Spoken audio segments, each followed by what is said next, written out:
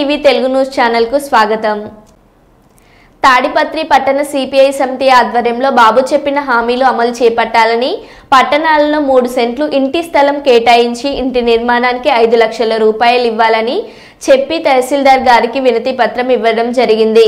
తాడిపత్రి పట్టణ CPI party కార్యదర్శి చిరంజీవి యాదవ్ మాట్లాడుతూ రాష్ట్ర ముఖ్యమంత్రి చంద్రబాబు నాయుడు చెప్పిన సూపర్ 6 వాగ్దానాన్ని వెంటనే అమలు జరపాలి।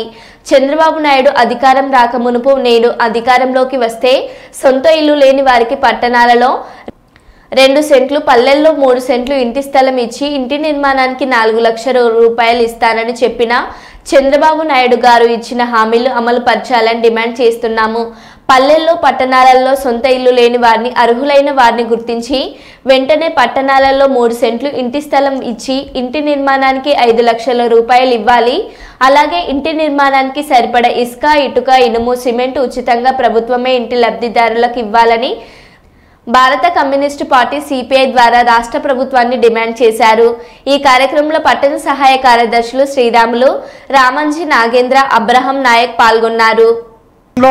ఎక్కడో పల్లెలలో కొండలలో స్థలాలు వచ్చి అక్కడ రూములు కట్టారు కానీ ప్రజలైతే ఎవరు చేరలేదని చెప్పి ఇంతవరకు కూడా ఆ రాష్ట్రం మొత్తం డబ్బులు కూడా వేలాది కోట్లు ప్రజలము విజయ చేసిందని చెప్పి ఈరోజు సిపిఐ పార్టీగా మేము ఖండిస్తూ ఉన్నాం।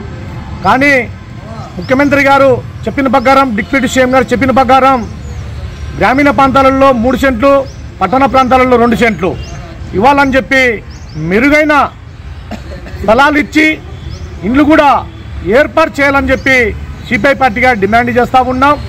మీరు చెప్పిన మాటలు వాగ్దానాలు నెరవేర్చలేకపోతే భారత కమ్యూనిస్టు పార్టీ ప్రజలతో కలిపి భారీ ఎత్తున ఉద్యమాలు కూడా చేస్తామని చెప్పి హెచ్చరిస్తూ ఉన్నాం।